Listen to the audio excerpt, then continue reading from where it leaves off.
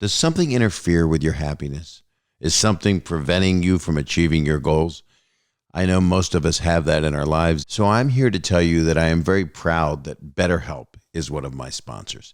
Betterhelp will assess your needs and match you with your own licensed professional therapist. This is not a crisis line. It's not self-help. It is professional counseling done securely online. I want you to start living a happier life today. And as a listener, you'll get 10% off your first month by visiting BetterHelp at betterhelp.com/Bob. Join over 1 million people who have taken charge of their mental health. Thank you, and be well. Hey, everybody. It is Bob. It's Bob Saget's Here for You, the podcast that bears my name. You want to go to a podcast that everybody knows your name because your name's on the podcast. This is an episode that I think you're going to enjoy. It's my friend for decades. It's Scott Bakula. I believe was just a reference on Ted Lasso. I'm not sure, but it does say believe behind me because a lot of us got that sign, which we all believe in. And it's also a favorite show of Scott Bakula, who's going to tell us about that. And he has such an interesting career. I met him when I was a guest star on Quantum Leap, which is how a lot of you were introduced to him that are of the older variety than the youngins listening, who I also thank you for listening to this podcast. And he's done so many shows, most recently 7 years, 2014 to 2021 on NCIS New Orleans. He was Dwayne Pride, and he's going to talk about that. He's going to tell us about a show that he did that I personally loved. He did it with Ray Romano called Men of a Certain Age. And that was for a couple years, between 2009 and 2011. Find out why it took 3 years to shoot a show that was on for 2 years. And he was Captain John Archer on Star Trek Enterprise from 2001 to 2005. Obviously, the man has trouble getting a job. If you go online and look at his IMDb, you'll have wasted a lot of paper, so don't print it. I did, and I've got a freaking book here, and it's all just the stuff he's done. I mean, he is, without a doubt, there he is. He's at the forefront of a lot of successful shows, and he's just a really good man, and so talented, and such a good actor, but he's a really good person. So please welcome, if you would. Oh, wait, I have to tell you, I hate doing business, but it's part of doing business. We want you to rate, review, and subscribe. Subscribe, and download it. You can join the YouTube page, which is youtube.com/Bob Saget. And that's me. It's so weird saying your name in a sentence. I don't know. It's not narcissism. It's the damn name of the site. But anyway, you'll want to do that if you want to keep going. I'm never stopping doing these. I'm sorry. It's a veiled threat, but it's also something I love doing. And I love being able to talk to my friend right now. Here comes Scott Bakula.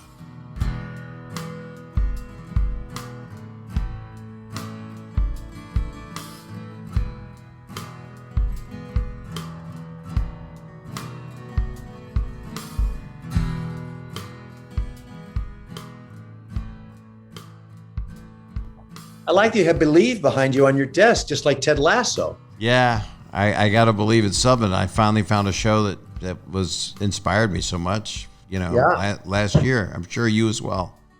Love it, and love it. Yeah, because can't wait for every. Because why? It's positive. I mean, yeah. and it teaches you to open up.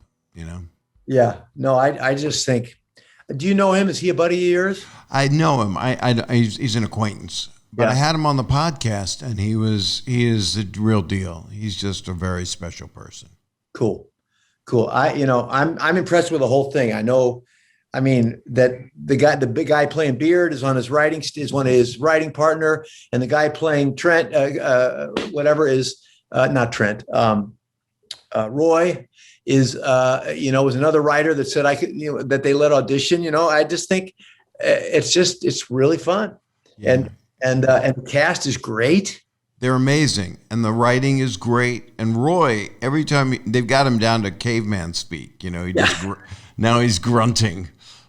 It's just really, and Jason is, when you see someone, I'm not going to give away the second season, but when you see someone have that. You've seen the whole second season already? No, I've just seen the 6 that are up, I think. Yeah, I've seen them all. I'm right there with you. No, I've seen 4 more than you have. No, I haven't. I've seen your next series already. Wait, Bob, I got a call. I got to go. You're more special than me. I know you are, but that's okay. No, that is so untrue. You got to get a bigger thermos. I got 2. See? You're a guy with 2. How big a truck are you driving? I'm down. They're smaller and smaller. I got a BMW i3 electric that I love, great. and then I have an X5, which is a plug-in also. So I'm basically not using any gas unless it's an emergency.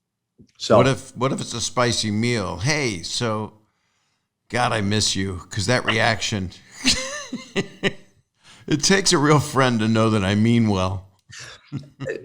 To know what you're saying at all, really. I mean, that's years of practice and tolerance, right? Yes, actually, that's my museum, but the Museum of Practice and Tolerance. You don't want to go there. No, I shouldn't have. I'm going to cancel myself. Okay, I'm back. All right, you're back. So how the hell are you? I miss you so bad. It's been like, and then the world, even if I wanted to regroup, was so weird this past, I don't know if you heard, but the world's been a little weird. Huh? Nah, I don't know. I've been in New Orleans. Nothing's weird in New Orleans. No, how bad is that affecting you emotionally right now? Because I know you love it there. I do. I've got a lot of buddies there, and but they all wrote it. The people that wrote it out, they're okay. They've lost stuff. That one guy lost his roof. But everybody made it through in terms of their health just fine. So that's very. I'm very happy about that. But when you think about, they say, oh yeah, your house is fine, everything's good. 30 to 60 days for electricity. You just get in a car, right? And you drive away. If you're fortunate enough to have money for gas in a car that works. And then there's also, and there's stagnant water in the basement that can be incredibly dangerous for you. Yeah, there's already so much mold in New Orleans and the vicinity, from all these things that happen anyway. Or, you drive by houses sometimes in neighborhoods and you see like 2 feet of black around the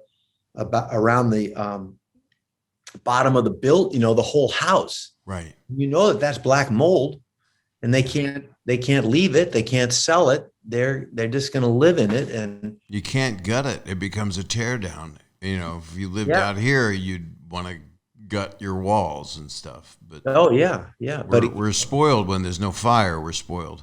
Yeah. When there's no fire and there's no earthquake, and yeah. Well, the earthquake doesn't seem to be bad, but here we're gonna have one now. Just be quiet right now. Shut up. How about this? Shut up. I used to have a buddy who lived in New York, and I was never in town for any earthquakes. So he would always call me and say, "I'm coming to LA next week. You're going to be in town." And if I was leaving, he wouldn't come to LA, and I'm not kidding. I can wait. I'll wait till you. When are you going to be back? So he wants you to basically, if anything happens, he wants you to save his life. No, he wants me to. If he wants to know that there's not going to be an earthquake, because there isn't a big problem. Right. Well, you're also kind of a hero thing. You are a hero. Since when I first met you, you kind of did. Actually, you wouldn't know, but I did it with my family and people I care about to try to help everybody. But you're exponentially that, I think. I was so impressed when I first met you. We were kids, I think. You're 1 year older than me, I believe. You're 54. Yes, that's exactly right. I always thought you were 6 years younger than me. So mentally. No, 6 years. Age 6. I don't even know what you're talking about. This hero run that you're on.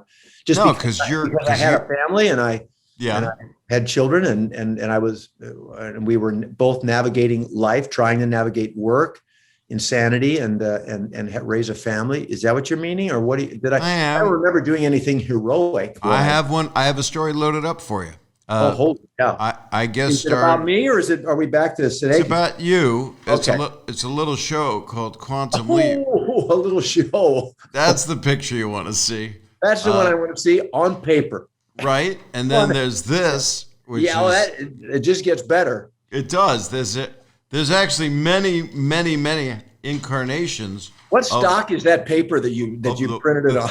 The onion paper. It's the thinnest possible. It's wrapping paper. I got it. I'm going to tell you how you were a hero. Okay. And I experienced it.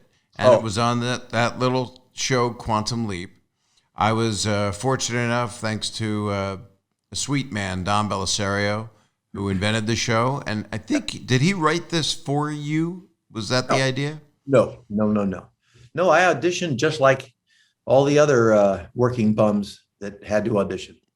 And before that, well, I'll finish the hero story. We were doing a thing.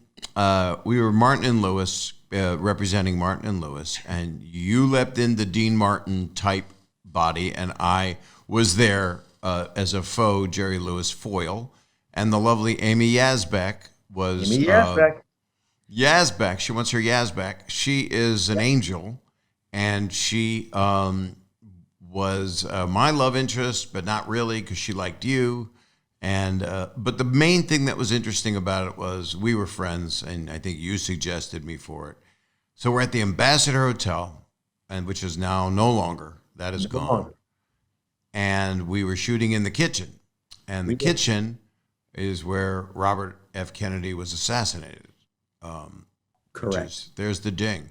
And so that's just good. That's a sign. Yeah. Okay, there was a fight scene where the guy, Diamond was the stunt leader? Diamond Farnsworth, yes. Diamond Farnsworth. And you guys were punching each other. Not you and he, but you and a stunt gentleman were punching each other. And you were supposed to punch him, and he was going to land on lettuce, on a bunch of greens on the table behind him. And you just yelled, cut. And this is the hero moment. It's also just being a professional and wanting to take care of everyone as you're top of the show, and it all trickles down. And there was a knife sticking straight up out of the lettuce. And you just picked it up and showed it to everyone. And then Diamond just went, okay, everybody. He brought his team in to talk to them about how did that happen, who would put that there, talk to props. But you were the guy, I looked at that and went, on that set, you were a first responder. Well, yeah, let's not, yes, I it's funny. I don't remember that. Right. Yeah. I don't really remember. I remember the kitchen. I remember the episode very well, but I don't remember that moment. Mm-hmm. And I'm kind of horrified by how that could have possibly happened. Right. Was it? I must have been fighting with an actor and not a stunt guy. Because if they'd been a stunt guy, I just would have kept fighting. Because the knives don't hurt those guys. No, it just goes right in their back and they pull it out and it just seals right up. Oh yeah, well they got all the scars there anyway, so you can just they find usually just use the same ones. But that's a terrible story.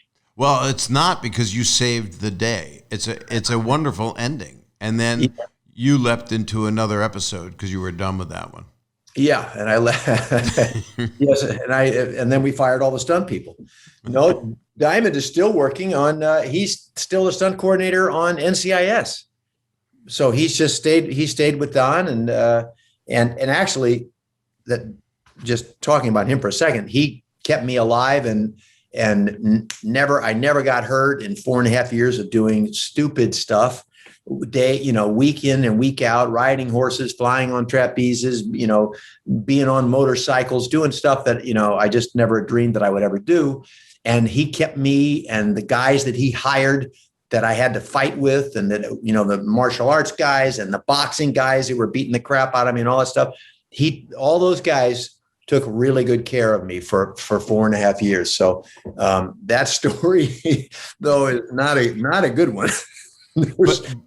But it's who you are instinctively. It was just, that's why you don't remember it. You're so in the moment that you just took care of stuff, Oh, I guess I'm glad I saw it. That's all. That would have been. I don't want to see that headline. No, that would be a different.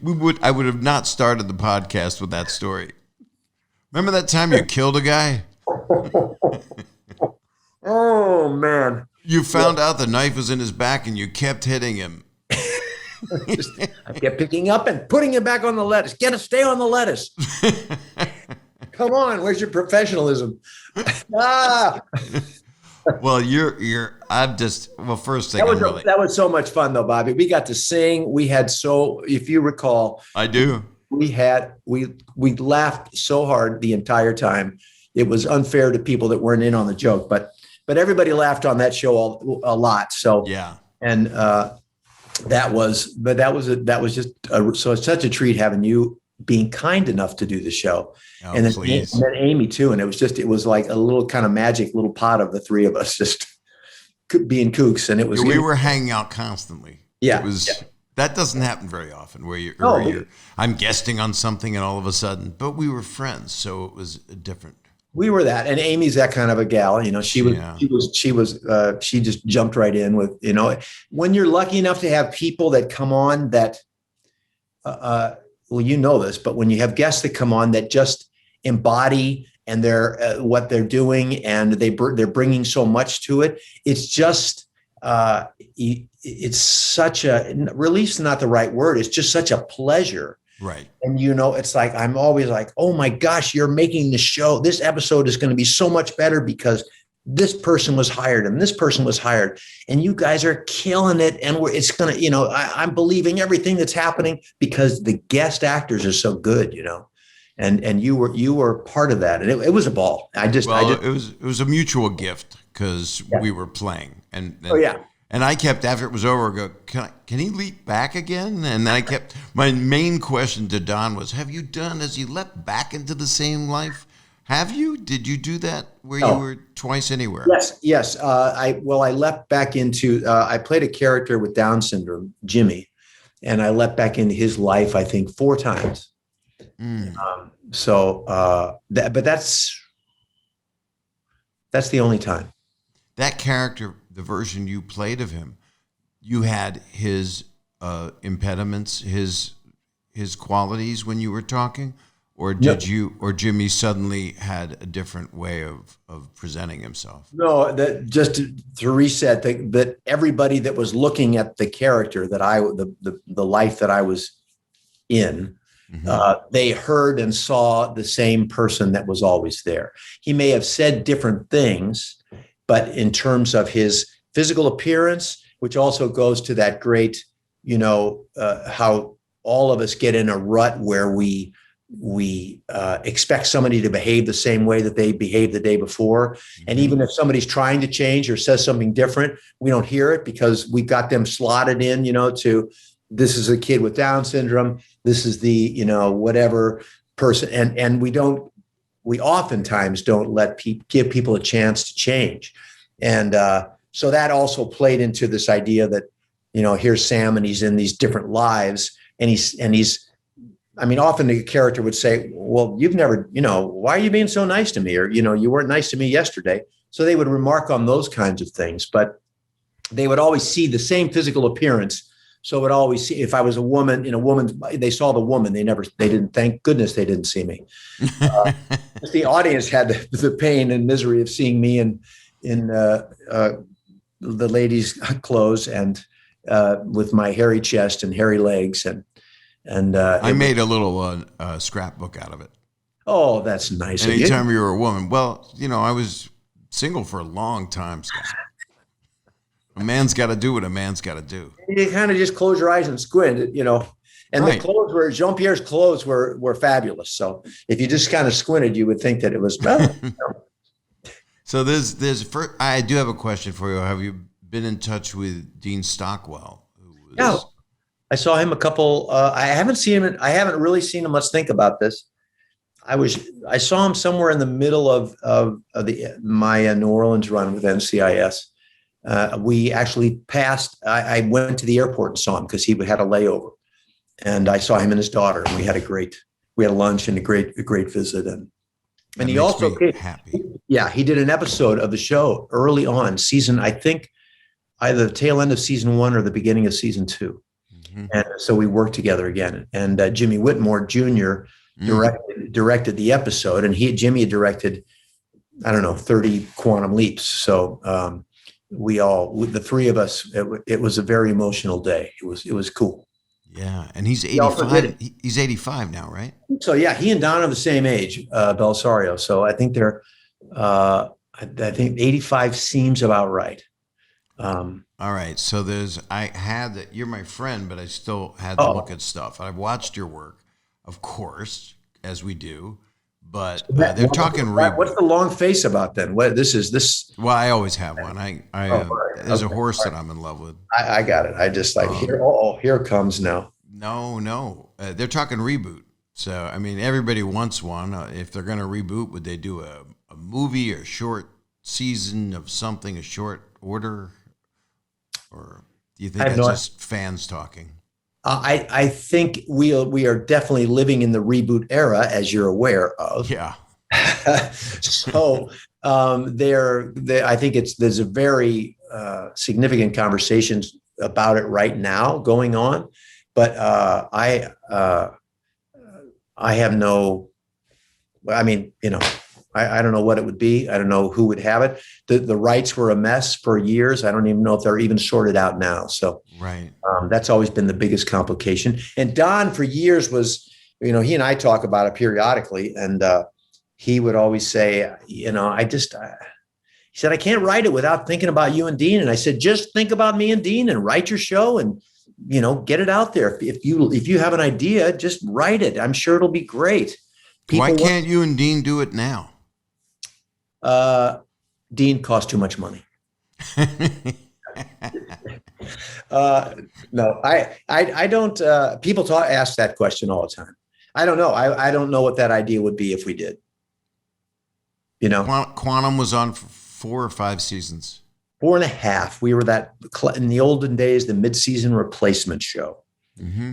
So we had a half season of about 9 episodes, and then we had 4 full seasons after that. Such a great show. It touched a lot of people, and the premise, we were talking about Ted Lasso at the start.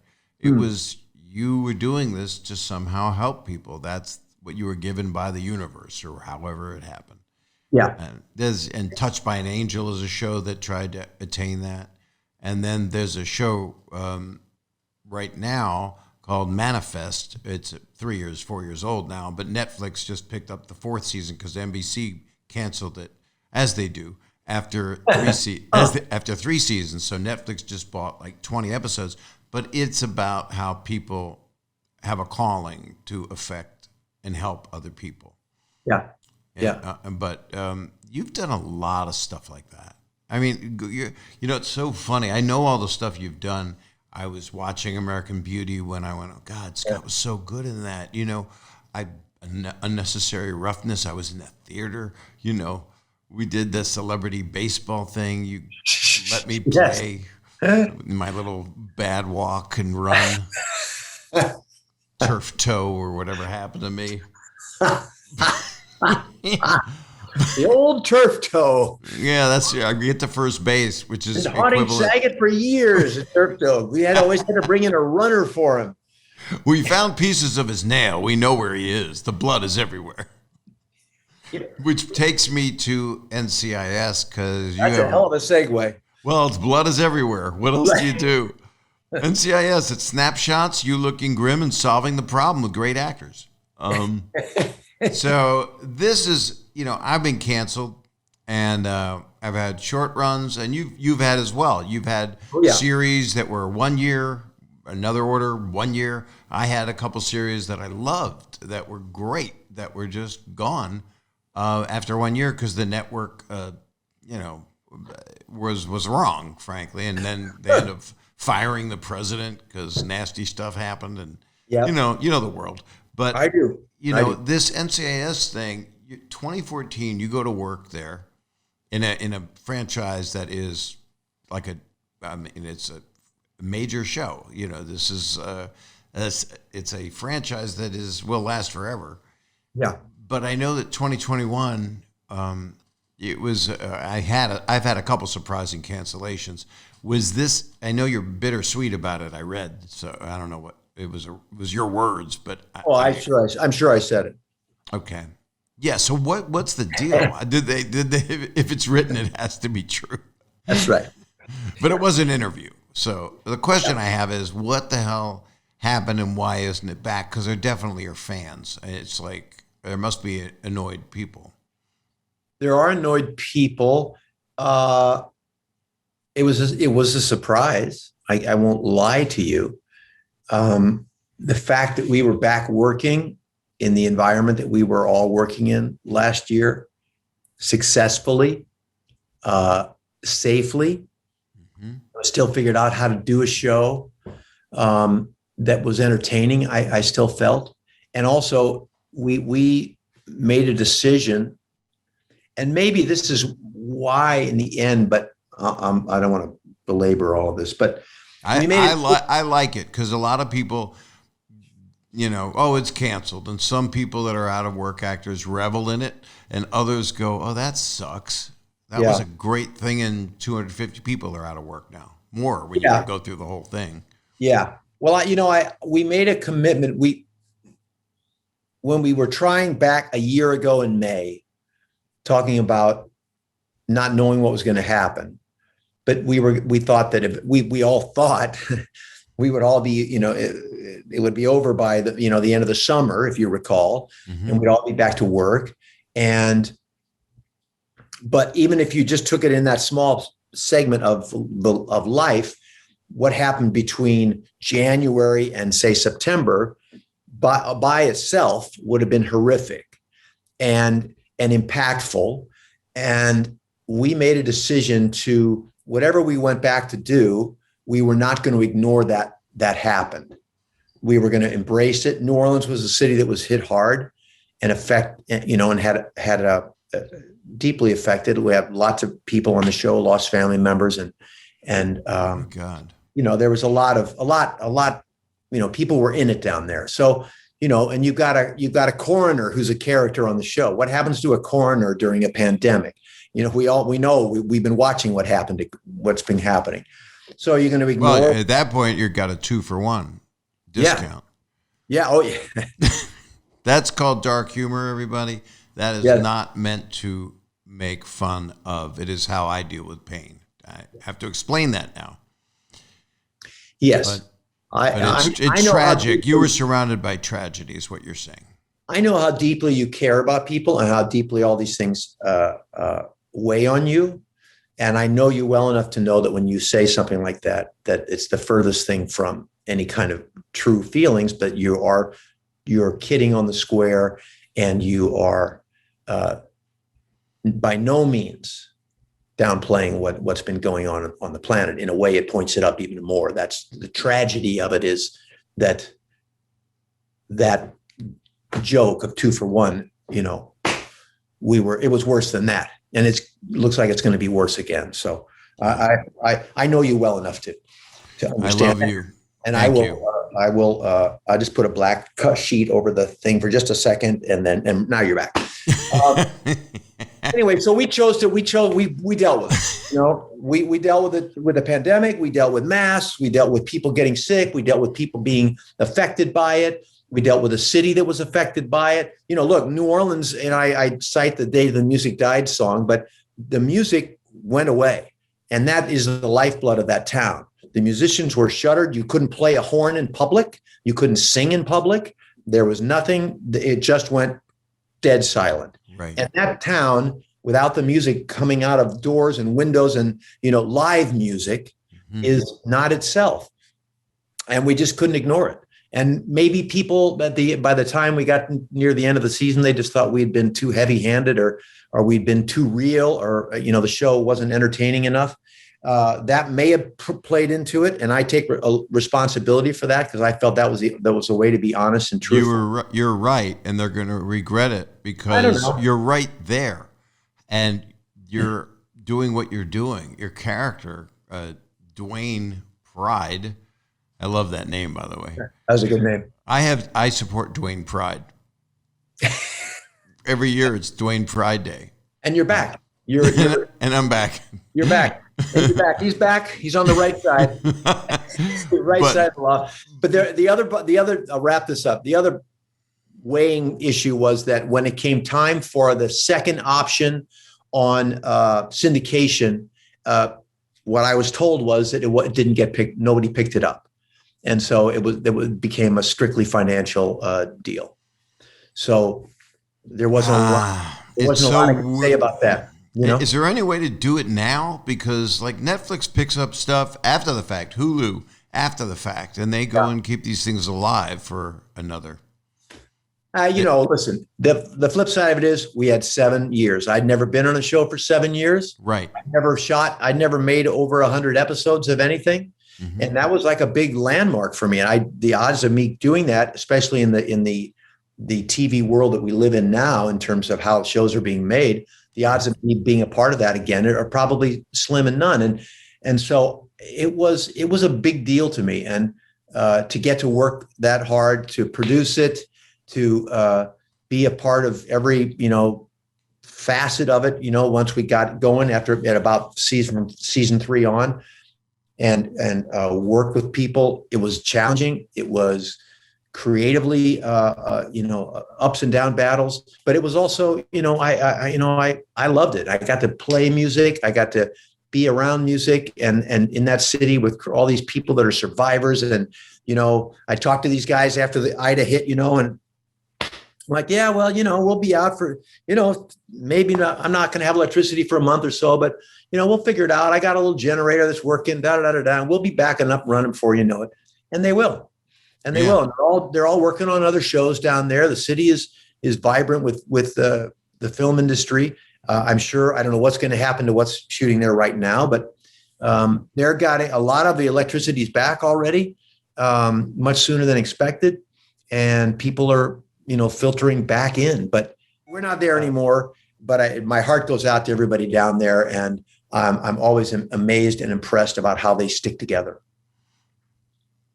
It's quite a beautiful thing how people are that resilient and work together to get through this horrible stuff that keeps happening. You got to work with your beautiful wife, Chelsea Field, again. Yeah. That's pretty cool. That was a treat. And that was the best thing about the pandemic is that I've been flying every weekend for 6 years back and forth to LA. And because of the protocols, the COVID protocols, that wasn't going to happen in the 7th season. Mm-hmm. And the writers called and said, what do you think about, we have an idea to write Chelsea into the show, and then she'll be down there with you. And so and I said, that's a fantastic idea. And CBS, it kind of actually started with them, with David's staff. And I love David's staff. Yeah. And that worked out great. Well, you know him from Warner Brothers days. Yeah. He worked for Full House. He was the head publicist, and what a good man he is. Yeah. Yeah. He's a great man. And a good father. And he's an honest guy. And he kind of tells it like it is. And there are very few guys, as you know, men or women that tell you the truth, and he's straight. He's a straight shooter. And he's got a good heart. He feels too. He's not just like, hey, you canceled. You got to go to get back to the golf course. It hurt him too to have to cancel us. But anyway, he came up with this idea. The writers said, oh my gosh, this is great, because not only is it great that she'll be in the show, but you guys can be intimate. We can have somebody on our show that's hugging somebody and kissing somebody because you guys live together, and we can have some semblance of humanity filtered in to the episodes that you guys are in together, because everything else is 6 feet apart with masks on. So it worked out, and I didn't have to fly, and she was down there, and she set up my living space for the first time in 7 years, and she loved it. And it was great for me to be there. It really, in all of the darkness and the clouds that were overhanging all of us last year, having her down there was just the brightest spot for me to be in. And I couldn't have flown last year, so we would have been separated. So it worked out great. That's unusual and pretty damn another gift. And then and the kids. She was great on the show. She had a great part. Yeah, she was great on the show. I watched, and I like that you guys were hooking up, because it's not like thinking, wow, I wonder how his wife would feel seeing him kiss her like that. It's like, you can ask her. Yeah, she wasn't crazy about it, but anyway, they wrote it. They kept writing it in. More sex for the married people, please. No one's used to that. And how the kids deal with all of that? They're grown, right? The kids are grown. With COVID or with their parents? With you being away during COVID, especially. Yeah, well, they're all spread out. So we got together twice during the whole year. You know, we went to a remote cabin kind of place for Thanksgiving, and then we were home for Christmas here in the house. And we have big Christmases and families and all of our extended family in LA. Yeah, I've always cherished my house that. for parties, and you know, and that was just there was none of that. It was just the immediate family, and so I saw him twice throughout the pandemic, and it was really difficult because my daughter was pregnant, and so we couldn't see her, and it was you know, for my problems are nothing compared to problems that other people had. Right. But the longing of a parent. Yeah. And missing your kid. There is I'm with that with my girls, but we also had 2 or 3 times during that year we were able to do it. And they are coming this Thanksgiving here to my house, which is wonderful. And you know, and they all send their love to you. Well, I love them dearly, as you know, and I'd love to see them again sometime at your next big birthday party or something. We will do that. Because I don't know when it'll be. I mean, I've just had it, but I'm not retiring at 65. 53, what? I'm 65, and I was told, people go, I had to fill out my ex-wife, Sherry, wanted me to fill out a form for Medicare. Yeah. So I would have it, and I started to fill it out just because she told me to do it, and I was like, I just couldn't do it. I didn't know how to do it, and and the joke is, and it's an actual joke, when do you plan to retire? And I wrote, when I die, on the form, and I haven't heard from them, Scott. Funny, yeah. They send me your card and ask me to hold it. See, you do take care of people. Yeah, that's right. When they sent me my card, I said, I know Bob's having some trouble, so he's just not there yet. So why don't you send me his card and I'll hold it for him. Are you filed for Medicare? I believe I am. Yeah, I think I have a thing in my wallet. Now, is it round and have ribbing on it? By the way, that could be my sponsor. So let's take a quick break. It could be. It's probably for that product. It's either going to be for that or wallets. Here it is. Watch how quick this break is. Okay, this is a paid sponsorship brought to you by our wonderful sponsor, Betterhelp. Does something interfere with your happiness? Is something preventing you from achieving your goals? I know most of us have that in our lives, even if we are in denial of it, and a lot of people are suffering. So I'm here to tell you that I am very proud that Betterhelp is one of my sponsors. Betterhelp will assess your needs and match you with your own licensed professional therapist. Connect in a safe and private environment online. It's so convenient. You can start communicating in under 48 hours. This is not a crisis line. It's not self-help. It is professional counseling done securely online. Send a message to your counselor anytime. You'll get timely and thoughtful responses. Plus, you can schedule weekly video or phone sessions, all without ever having to sit in an uncomfortable waiting room. I want you to start living a happier life today. And as a listener, you'll get 10% off your first month by visiting BetterHelp at betterhelp.com/Bob. Join over 1 million people who have taken charge of their mental health. Again, that's BetterHelp, HELP.com/Bob. Thank you, and be well. I know, and we're back. That's it. You did it. You did it. I brought us back. Oh, Scott. Bobby. It's so interesting. I mean, I guess we've known each other 25 years, something like that. I think longer than that now. I hate to say it. Maybe 25. Maybe 25. Yeah, about. Yeah. No, No. Because it's got to be closer to 30 now. Yeah, you're right. Maybe. You're right.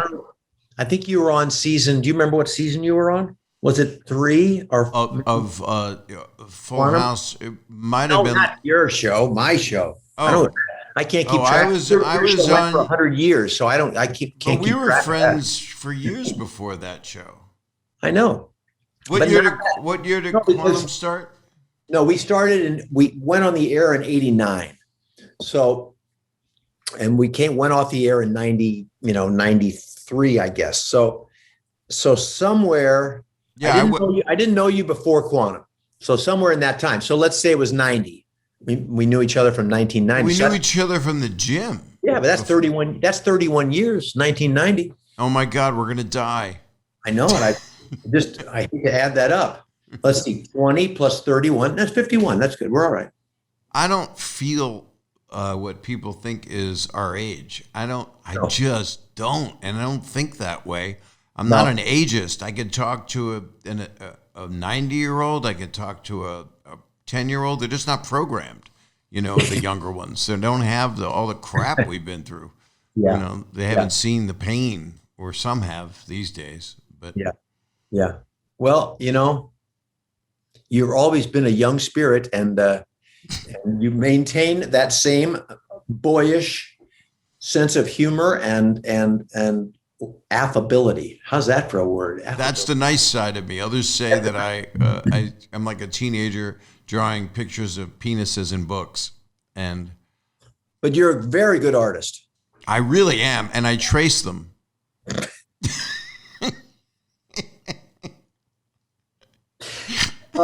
And we're off the rails. However, Okay. that Here's was a show. sending me down that was sending me down. I stopped myself. I stopped myself. Yes, because this is for public consumption. So this would have been something that we would have kept going, and perhaps had a cocktail and laughed our asses off. What play that I love that I saw you in at the Globe Theater in San Diego, that I drove down and I got to see you in Chelsea? Well, I think I did Dancing in the Dark down there, but would that have been it? I think that was it. With Beth Level and Mm-hmm. And I loved it, and you were great. Patrick. Oh, thanks. That show was an interesting journey. They're all interesting journeys.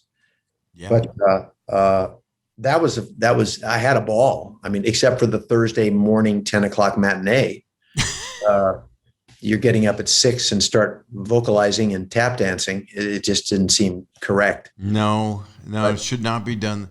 I did a show off Broadway called Privilege, and Paul Weitz wrote it, and it had a great cast, just wonderful people.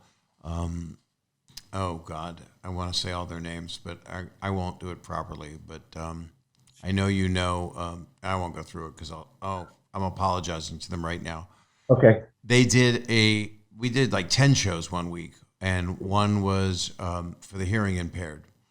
And it was like noon on a Saturday, and the script was copied into the telestrator for people to read. And I am never really off book, as others might say.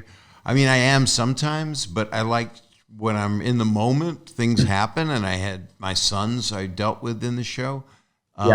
And they were laughing at me. The audience laughed at me because the words that were going by below, we didn't have a signer, were not what was coming out of my mouth.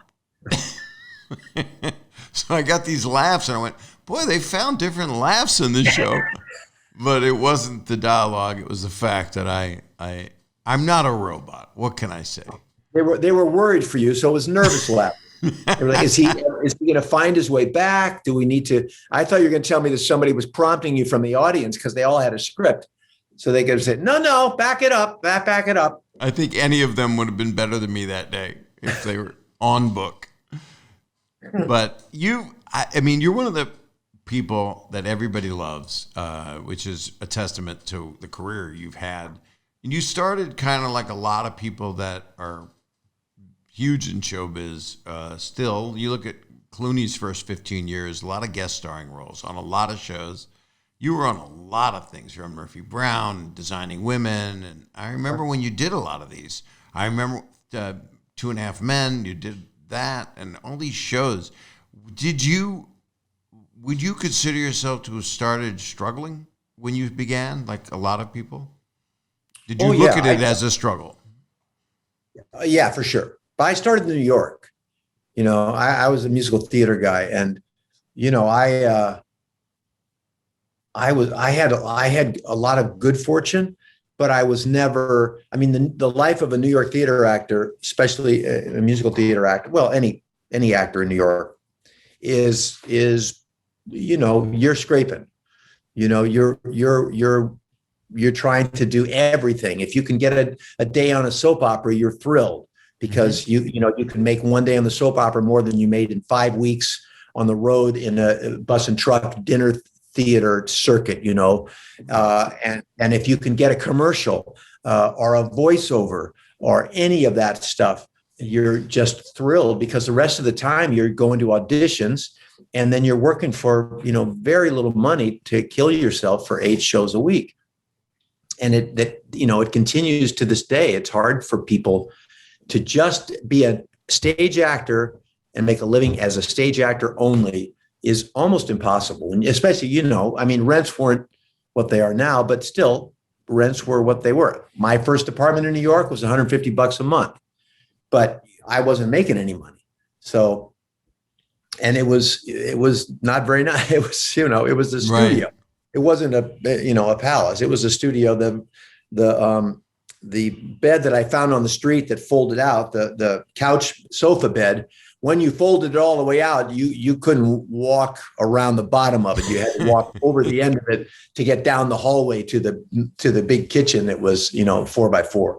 So, but I think the joy of doing it as a young person is that you just don't have any frame of reference. Right. It wasn't like I hit it and all of a sudden I was rolling in it. I got enough work to kind of make it by, and sometime I would get a commercial would come by or whatever. And so I had enough money. I was eating, and I could pay my rent. And you were eating money? Yeah, eating money. And that's how you save it. And who needs bitcoins? And yeah. Doge. That's what I thought you were supposed to buy them. That's what anyway. Yeah, you eat them. See if they're chocolate for Hanukkah. You have bits. Bits of coins. Bits of coins. Yeah. So I'll help you follow through with the premise you don't want me to follow through. I wanted to lose it 4 sentences ago. I couldn't do it. Okay, here's a show you did that I love. I'm doing this because people love you, and you don't stay out of work, which is like, well, do you have the theory, which a lot of us have, which you finish a run and you go, I'm never going to work again? Or do you have the wherewithal to go, wait a minute, if I get a dry erase board and chart my career, the odds of me not working are fairly slim? Yeah, I would say, to be honest, I haven't been one of those people that I say I'm never going to work again. Yeah. And I think I have had enough good experiences in my decades in show business to know that the work has kind of always shown up. When I needed it, it would show up. Mm-hmm.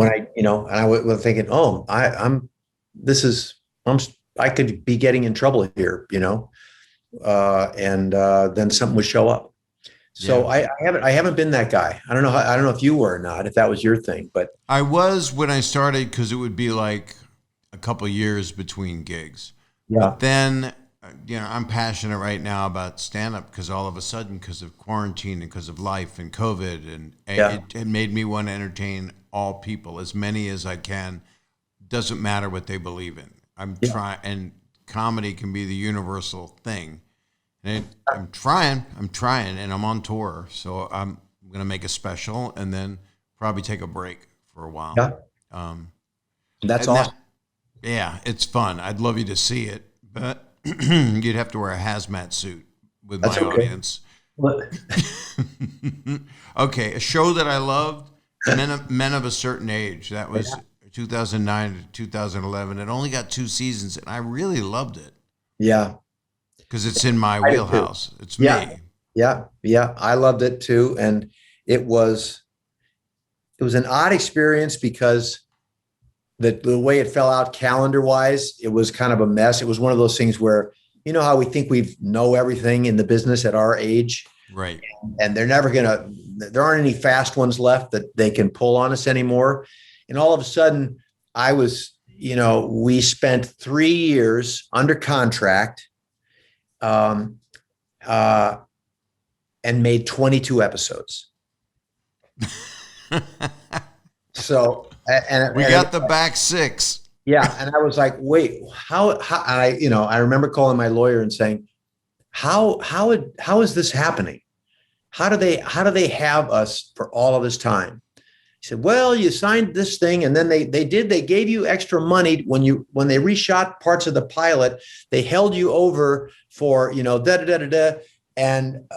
and it just trickled on. And because they were having TNT had like a fall lineup and the summer lineup. And the last season we'd made 12, a big order of 12 shows. Right. We were really excited, and the show was really going great. Yeah. And they said, we're going to do 6 in the fall, and then we're going to have you off for 5 months. We're going to make the switch to the summer months, and then we're going to put the other 6 on in the summer. And so all the momentum that we had built up disappeared. Then we started over, and they're like, there's not a lot. We're trying to get the viewers back. And I'm like, you think? And then we finished that. And then they kind of, they had the nerve to say, would you stay? I know your contract's up, but if Andre gets nominated again for an Emmy, we might be able to, keep the show on the air. I don't know what the other guy said, but I said, no. If I don't have another job and Andre gets nominated, or the show gets nominated or something when the Emmys come out, and you guys want to keep doing the show, I'd love to do the show. Right. But I'm not gonna miss other work right now. After 3 years so I was generating 22 paychecks over 3 years. I snuck a couple things in the middle, but basically I was living off 22 paychecks. At that time, were you able to do what you can do now, which filled those 5 months of non-work with another series? Because that's what we can do now. You can now, but back then it was still that transition time of saying, "Oh no, you're committed." You could do a guest spot on something, but you couldn't do another. It's not like they do this in England all the time, because that's all they do. BBC does 6 episodes of such and such, and then you go do 13 of Broadchurch, and then you pop over there and you do some, I'll do the season of Ted Lasso, and nobody cares. Mm-hmm. But over here, they've got to own you, and they've got to, they want your face to be, exclusive to their network. And so it wasn't that kind of a time. So, but I think I did some other things, during the time, but it was just a shame, because I've never been in a series that was canceled, Bob, where everybody at the network was genuinely horrified and terribly sad and over apologetic and just miserable, because they didn't want to cancel the show. Everybody, all the guys running the network were the men of a certain age. They all loved the show. Right. They identified with the show. They never had a show to pair with us. So we never had like a night of us we were lucky enough to follow the closer, but not really the same audiences, it was a little bit of a stretch.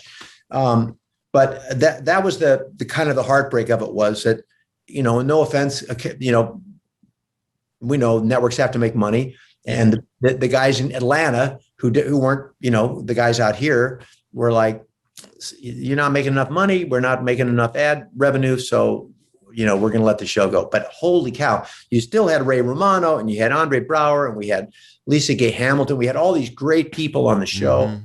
And it was just getting better and better. And we did some stuff on that show that I still just, the scripts, I can think about the scripts and scenes, and they were really funny and poignant at the same time, and I love the characters were great. I loved who I got to be. And they gave me a lot of freedom, and it was a nice creative space to be in. As you know, this being an actor and also a comedian, that there's a great freedom when you work with comedy writers and comedians, because they don't want to follow the script. I don't think Ray ever did the scene the same way twice. Right.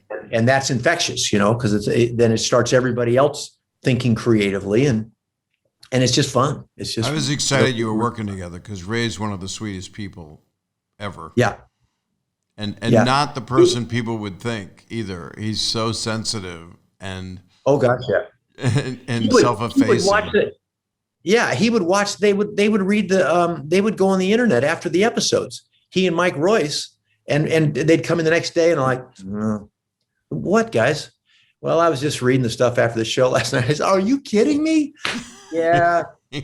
This one person, they think that I think I smile too much, or something like that. And I'm like, Ray, you can't do that to yourself. Come on, man. So we laughed about that, but he takes it very personally. Yeah. And look, when you're up there on stage telling jokes, it can't be more personal, because you live and die, and there's no hiding. It either works or it doesn't work. Sometimes there's you have a half-assed good night, but most of the time it's hit or miss. And stand up for me now. It's more, there is no failure, because I'm just in a different mindset, and I've been doing it for so long, and I'm all new. And Ray is the same way. He'll go like, I don't think I'll do that great, and then he'll go and crush it. He'll just, because he's so damn good. But it's like people following social media. You get a negative tweet. People don't realize they probably shouldn't engage. Might be smart to block a person that's trying to spew venom onto your life. Unless I've taken notes from people when they've said you shouldn't have said this, or why did you do it that way? And I go, you know what? They have a point. And I have engaged a couple times, but I was already engaged to Kelly, so I decided. I got it. I understand. Oh my God. Okay, but people want to know about, okay, I visited you on the Star Trek Enterprise set. Yes. I visited you, and I immediately ran into the lovely actress that was the lead. That was the first person I saw, and I was very single. And you said, Bob, come over here, and you just took me away. Because talking about Jolene, I'm sure. Yes, sir.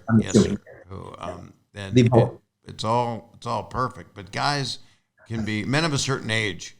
That sounds so. You got to finish that. I took you away. What does that mean? I lost you. Come over here. Let me show you this. You took me right to the bridge. You just said, hey, who's that? We didn't have anything you could swipe across to date anybody. And let me show you. And so there I was on the bridge, and, I became a person again. I got my sanity. But you did that show for 4 years that I would have said, 4 or 5. Four. And it was called Enterprise at first? Yeah. Star Trek. It was Enterprise, then they made it Star Trek, Enterprise. There was a colon? I think so. I think there was a Star Trek. I think so. So, yeah, there was. You're right. And, yes. In fact, I have the proof right here. On one of those pages? Yeah, I have a page. Wait, let me see it. I want to see it. Is there a colon? No, I hold it down. I don't see No, there's no colon. It's just Wait, I got another one. Maybe I'm wrong. Maybe I got to tell you something. You have a very good lower track, because there's a lot of colons in your career. Yeah, there we go. Maybe I'm colon confused. Maybe you need fiber. No, what do you think? What do you think I'm drinking? Is that some kind of special drink, or is it water? No, that drink is a green drink. Yes. Now, my wife's been giving me those, and I get diarrhea. Yeah, you gotta drink them more. And then you get more diarrhea, right? No. Oh, you get used to it. Your body gets used to it. Yes. Nobody told me this. I know. Well, then maybe she has ulterior motives. Then I had a steak, but that's okay too. Are you still eating meat and protein, or have you gone full on healthy vegan? Probably full on vegan. Not pescatarian. You don't. I've stopped that. So now you just eat pure vegetables and minerals. Plant-based. Yeah. Do you eat like rocks? if they came from a plant. So it was a rock plant. Yes, rock plant. Yes.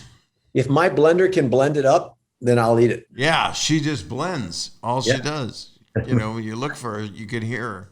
So how exciting was that? Your Captain John Archer. Yeah. What's funny? Yes, go ahead. How excited were you when you stepped into this, another, not just a franchise, for some people, a philosophy? Mm-hmm. And it's true. It was Gene Roddenberry had a wonderful, what would be the word? Vision. He had a vision of life on this planet and the future. How humans should treat each other, how all living things should be treated. It was an enlightened vision, I would say. Certainly. Right. Did you get to meet him, or was he gone already? He was gone. I met his family. I met members of his family. But I never got to meet him personally. Mm-hmm. Sadly, I would have loved to have been able to say that I had met him. Right. But he might not have cast me either. So then yeah. I really want to meet you. I'm glad I met you too. You should not be the captain. So how exciting was it when you first did that first shot and sat in the captain's chair? It was great. I mean, it was kind of an out of body thing, because that's an event, I'm sure every new franchise, of which there have been several, that first scene, first day on the bridge, first rehearsal, first, rolling and you're putting it down for the first time. It's kind of indescribable. It's just something that I'd grown up with. I grew up with Kirk's franchise, the original. And so you were a fan. You were. Yes. Right. Very much so. Mm-hmm. Same. But, people always say, "Oh, did you ever imagine yourself?" I said, "No, how I couldn't." I'm from St. Louis. I never dreamed that I would be like, one day I want to be a Star Trek captain. That never occurred to me that would be my sofa bed hit the wall in my single apartment. That's right. That was my dream, to be on the bridge. Yeah, my dream was to get rent money. And then you get into the work and you get past that. And I wasn't precious about the bridge. I wasn't precious about the chair. I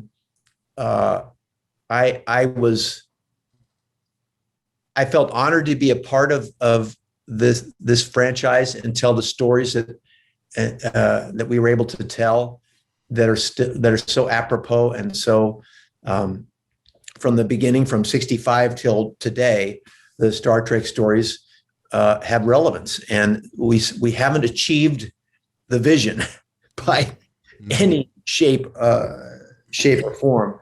And of course, our series was colored by 9/11 happening oddly enough, in 3 days, the anniversary. But we were shooting then, and that eventually overtook the direction of our show in terms of mirroring that event and casting it into painting it with the Star Trek brush. And all of a sudden we had a huge, last 2.5 seasons were all basically finding the people that had attacked Earth and chasing them down, and where that led us in the universe. So again, life imitating art and art imitating, that was part of that, a very real part of our franchise. And I think that, I think it holds up, and I think there was merit in doing that. And it was really hard. If you're a writer, you're going to write about what's going on in your world and in your life. And that certainly took over all of our lives for a good amount of time, that event. And still to this day. We'll always in ours, and anyone who is alive and hopefully beyond. Because we can't have that happen again. No. So it was great. I loved it. And it was, the guys being on that lot. I've shot a lot of Paramount, and I love being on that lot. And It's been kind of like we shot Men of a Certain Age there. We Necessary Roughness, that was a Paramount film. Enterprise, we shot Gung Ho there. And I shot other shows there too. But we had, and you're the lord of the lot. If you're the Star Trek, you've got the back corner where the Star Trek stages are, and it was kind of royalty for 4 years. It was cool. It also was interesting to me that it was UPN, so that was pre-CW. Yeah. So that's pretty wild. So they had, I don't know what they were before. They were bought by Paramount, so they became UPN, right? No, Carey McCluggage, who was... Always liked him. He was at Universal when I was doing Quantum Leap. Then he and Gary Hart, who was his guy, they got the same jobs over at Paramount. And Carey got it he was a visionary, and he got it in his head that he wanted to create the first of these networks that were aligned with a studio, and go out and put together a bunch of syndicated markets and put together another television outlet. And we were part of his opening the first season of UPN hitting the air. And we were kind of their big star presentation. We were the big name on the marquee. So, and he and Gary had called, and I was going to pitch another thing at Paramount because I had moved over there and I had a deal there, and I said I want to come in and pitch something, and it was a sci-fi thing, and I was with my buddy Dave Fuller, who wrote Necessary Roughness, and he had this great sci-fi idea, and they kind of said they let us do the pitch. They were very nice because they were great. Oh, that's interesting. I went back, and they called me and they said, look, we're just full disclosure. We're not going to do any other sci-fi stuff right now. We've got one thing in the pipeline, and it's the new Star Trek series. It's 100 years before Kirk, and we want you to be the captain. Now, what they didn't know was that I was already in my head saying, I'm in. Right. But I then had to call Dave Fuller up and say, Dave, they don't want our show that you've created and that I've been a part of creating with you. They offered me, and you know what he said? You got to take it. Yeah. Yeah. That's a friend. And he was like, you got to do it. And I don't know, if he had said, well, let's sell this somewhere else. Let's take it. I don't think there even was Sci-Fi Network back then. It was early days. No, there wasn't. Right. It was early days. USA was creeping in, but so we were the first one out of the gate there for the UPN network, which then aborted and combined with the WB a few years later. And Carey left Paramount, and Gary took over, and it was tumultuous. And then Les bought Paramount and then inherited our show, and famously came up to me at one of the parties and said, "You see how bad I want to work with you? I had to buy the whole, Paramount and UPN to work with you again," because I'd worked with Les. I had a deal at Warner Brothers for a long time. So it was all this stuff and people moving and shaking and getting fired. But that was the beginning of UPN. And that was whenever that hell was it, 2001, I think 2001, which is interesting that Enterprise started in 2001. Yeah. Which anybody that saw that film, we don't look like that. Nope. None of it happened. No. Not in this realm. No, not in this realm. Well, that show also, I know you had 3 years where the budget was like really high, like close to 2 million or over 2 million, something crazy per episode. I don't know. I think it was probably more than that, but I don't know. I wasn't part I of read that. like 2.5 or two, something big. And Yeah. then the last season, the 4th season, they took it down to 800,000 an episode. Is that accurate? Did I read right? Because everything I read is a lie. But Uh, yeah. did it feel cheaper? Were the craft services, were the bananas from Costco? There were no bananas in season 4.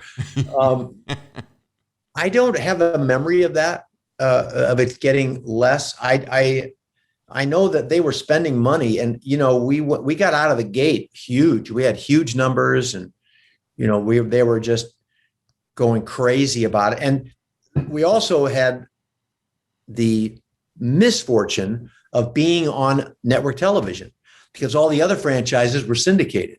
Mm-hmm. So they went in, they set up their deals. They made deals with all the little stations all around America for 7 years. And they went and made a TV show for 7 years. Right. Which we would have done also if we had been syndicated. But because we were on network television and subject to the whims whatever the word is. Well, you're tap dancing all the Yes, time. for the networks and the advertisers and all of those things. We were lucky. We got 4 years, but we didn't get the 7 that everybody else was getting in syndication. Oh, it should have. But what are you going to do? What are we gonna do? But it didn't feel like we cheaped it out on the last year or anything like that. The guys didn't have to leave their blue faces on until they came back for the next episode. They were able to take it off at night, and then they go home in their regular skin. So, but the Vulcans all had to leave their ears on because we can't. They ran out of Vulcan ears, so they left those on. Did Blue Man Group sue the show? No, or the Smurfs? Andorians predate the Blue Man Group, so we should have sued Blue Man. We'd probably still be on the air.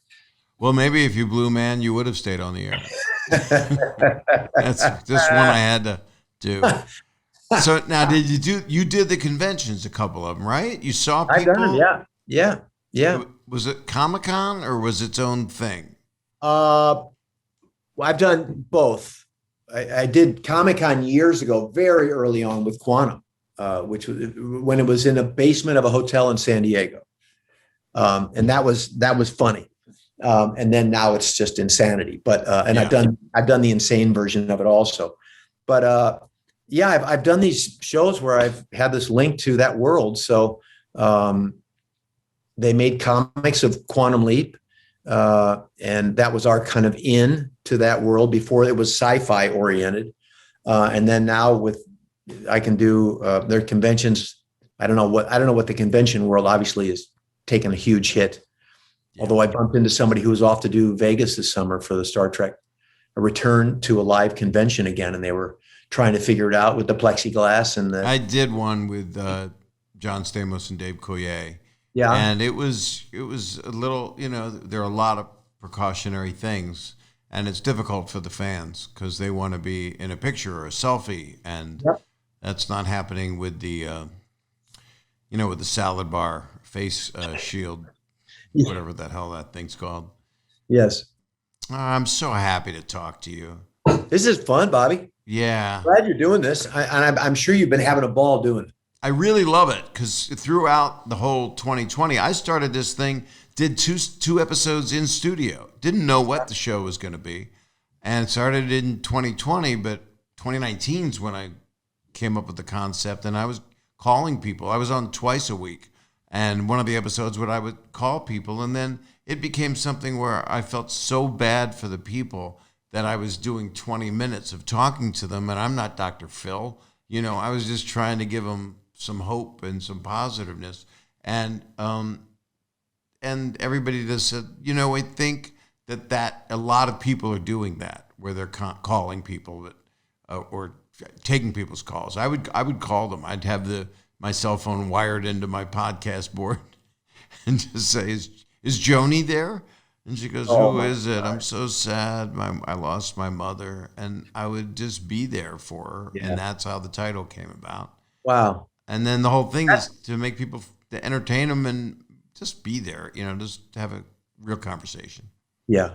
That's awesome that you've been doing it. Well, I didn't know you were doing it. And when you started, now I guess you ran out of friends after 2 years. You were going to be early on. I'm glad I was still around. But you weren't available because you were shooting a very popular series for 7 years that should have had the magic 8 or 9. But it was magic. It was magic. 7 was very magic. It was good. So now, I know you, and I know you love things that are not ethereal, but have a deep meaning that you can't explain in today's world with just, you can't explain it with something taking place with human stories normally either have some comedy slant to them, but most of them don't. And they're dramas, and they're pretty upsetting, a lot of it. And a lot of it's, dealing with the hard issues, and it's hard to skate around it. I mean, that's why it's weird that your show got taken off after tragedy. It's kind of the bravest thing to do would be deal with it head on, and then the producers and writers would have their Emmys. And, I'm just wondering, would a show like a Quantum, would something supernatural that you could be at the helm of and work with some wonderful people be something that would interest you? Or is there something else that you're not talking about because you're obviously on to other development? Yeah, no, I to be honest, Bob, I mean, we wrapped this thing in April. It's been a roller coaster since then. We've had a lot of ups and downs. Happily, I'm a grandfather, so that's been the big up. Right. Congrats. But we've lost, thank you. But we've had some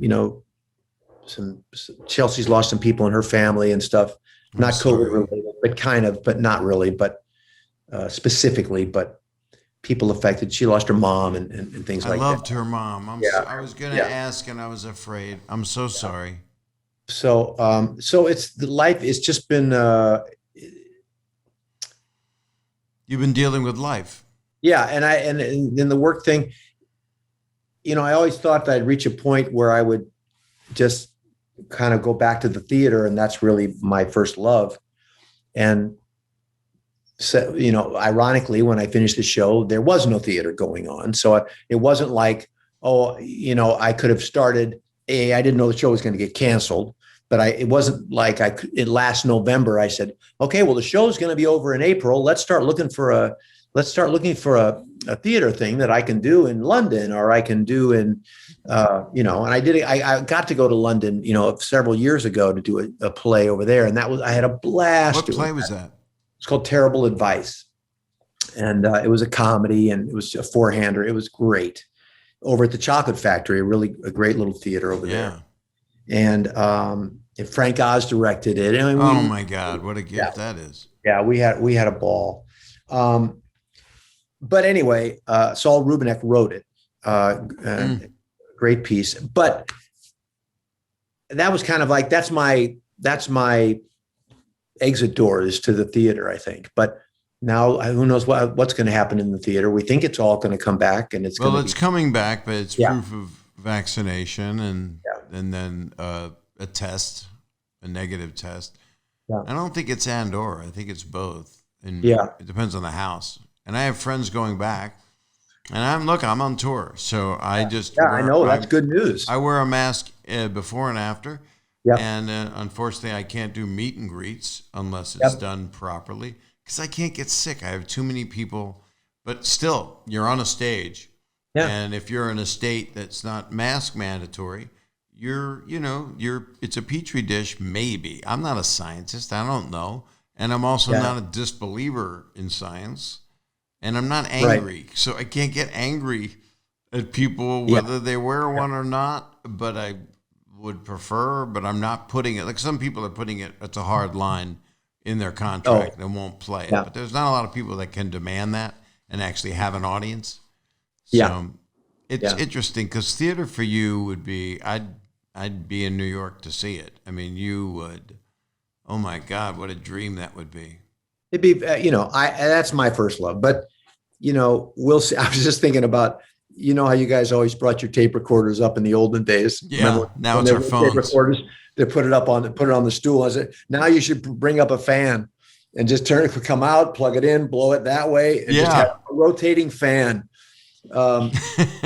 People would think that's hysterical, Bob. Or maybe get a grill like Mad Max and just blow it constantly. It's repelling anything that comes toward your mouth, which I had to do when I was in gym. Yeah.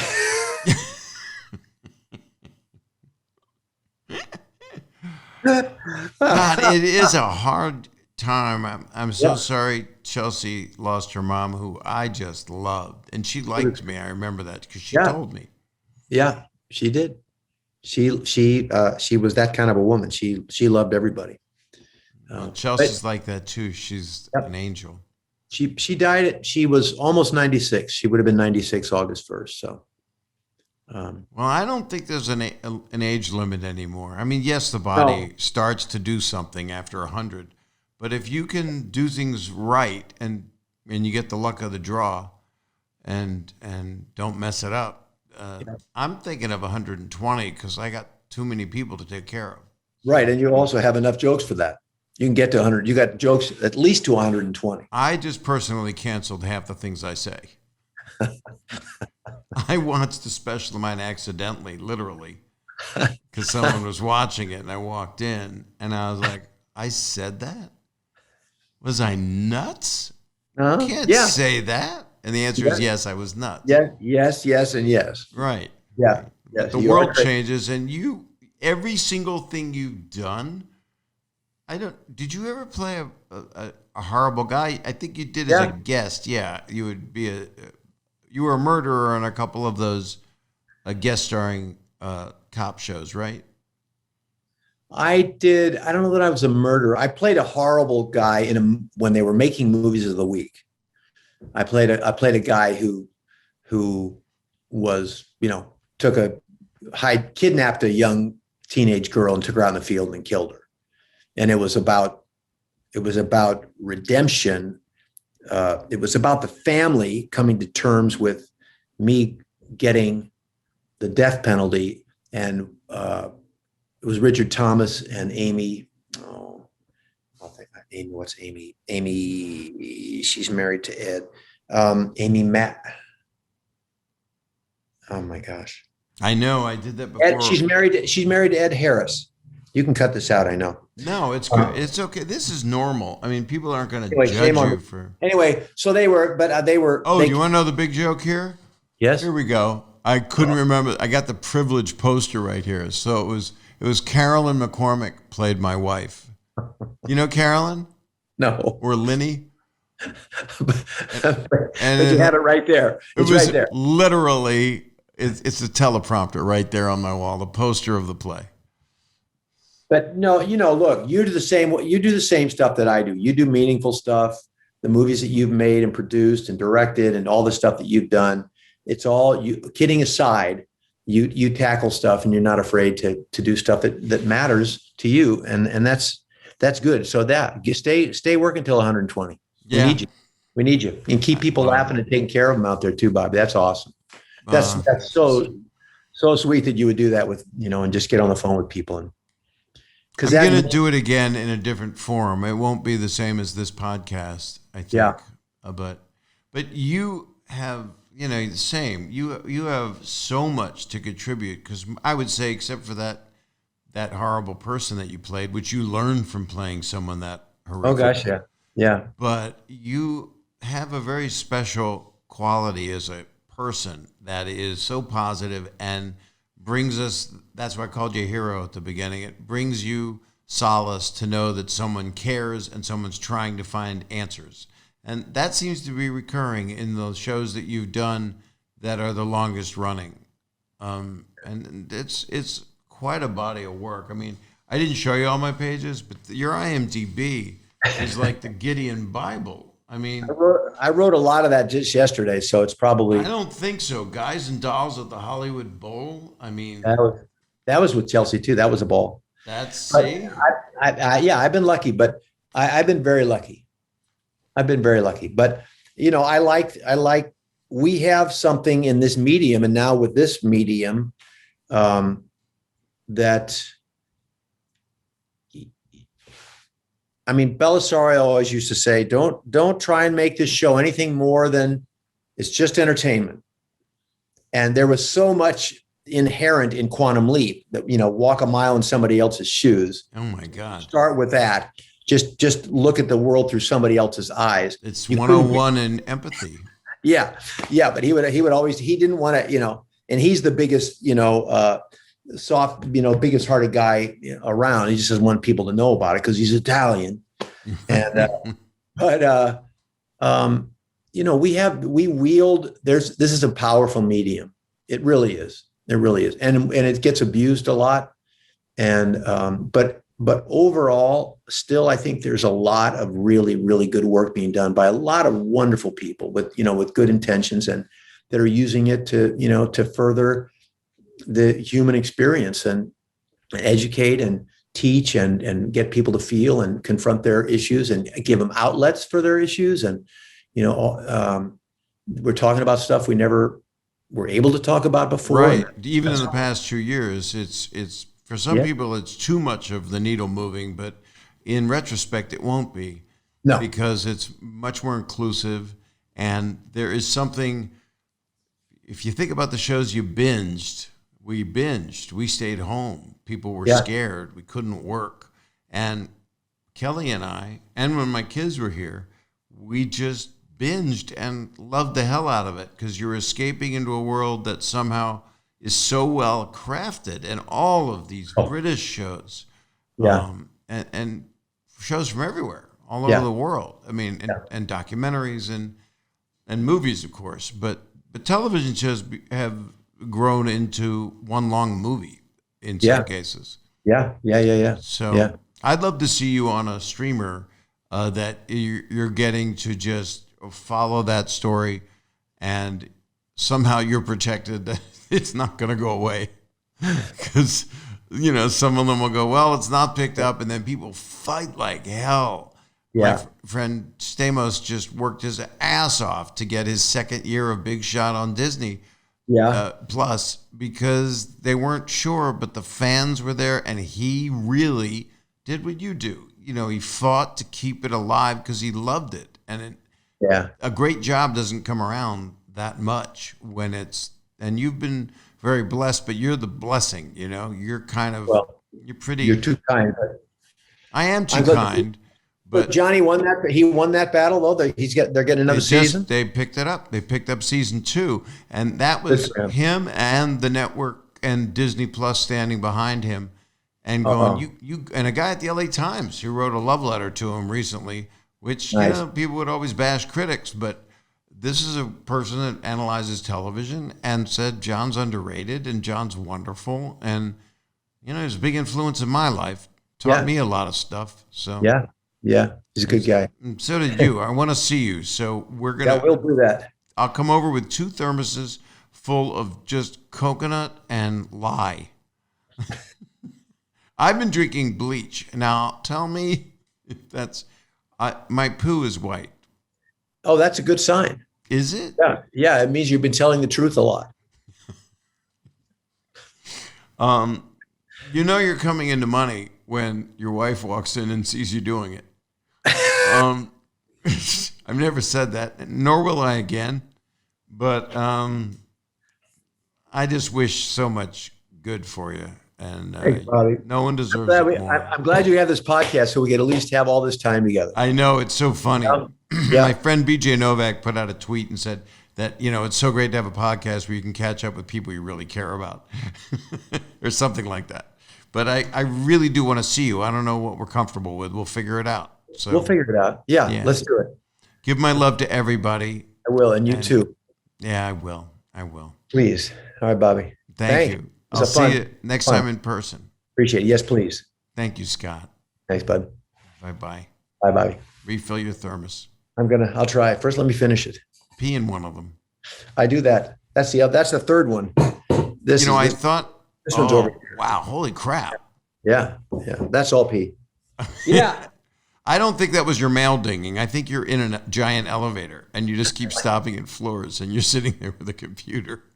It's the size of your old apartment, this elevator. We bought an old high rise, and that's all I do all day now. And I get in there with a bunch of drinks, and I just go up and down all day. You're the doorman. Well, I love you, Scott. All right, I love you too, Bobby. Take care of yourself. Scott Bakula, right? He is, he's a dear one. And, when you know somebody that and that a lot of you I know like and feel familiar with because he's been in your living rooms, literally, he breaks and enters. But he is a really, really good man, and I love him very much. So I hope you enjoyed that, especially if you're fans of Quantum Leap or, NCIS New Orleans, Nolans, Star Trek Enterprise, which is also based, it was a show on a rent-a-car. It was based on, all right, I can stop those. But he is such a good actor and such a dear, dear person, and incredibly real. And I'm lucky to have him in my life. And I hope you enjoyed listening to him or watching him on YouTube at the YouTube page, which is youtube.com/Bob Saget. And you know what you can do. You can rate, review, subscribe. You can follow it if you're listening to it on, Spotify. But if you subscribe or download, that would be, apple.co/Bob Saget. I don't like saying /Bob Saget. It sounds incredibly violent. But I'm so looking forward to seeing him. But also I'm sure many of you that love Scott's work are looking forward to what the next piece will be that he does in the next chapter of Scott Bakula. Thank you guys for listening. Thank you for rating and reviewing and subscribing. But more importantly, just stay well and take care of yourself and take care of the people you love and your friends. And I'm not giving you a mission. You might be in need right now. And if you are, and this brought you any solace, I'm really honored by that. I'm really sorry if you guys are hurting. A lot of people are, and I am sometimes. And then I decide to take the clamp off of my groin. Just lost the 14-year-olds again. Anyway, wishing you guys well. I'm on tour. Go to bobsaget.com. I'm doing stand-up all over the country. I just added a date in Tampa, Florida. Yes, that's actually what I said. Tampa, Florida, and other places that exist all over this country. I'm looking forward to getting back to Canada. I want to go to Australia. I want to go to London. But right now, as you know, the world is, we just are going through a time. And so I'm wishing you all well, truly, by the way. And I'll see you next time or talk to you or hear you not. It's an interaction, so it's as though I hear you, but I can't because I'm not truly that telepathic. But I'm sending you guys a lot of good stuff and wishing you well. And stay well, everybody. Sending lots of love. Bye-bye.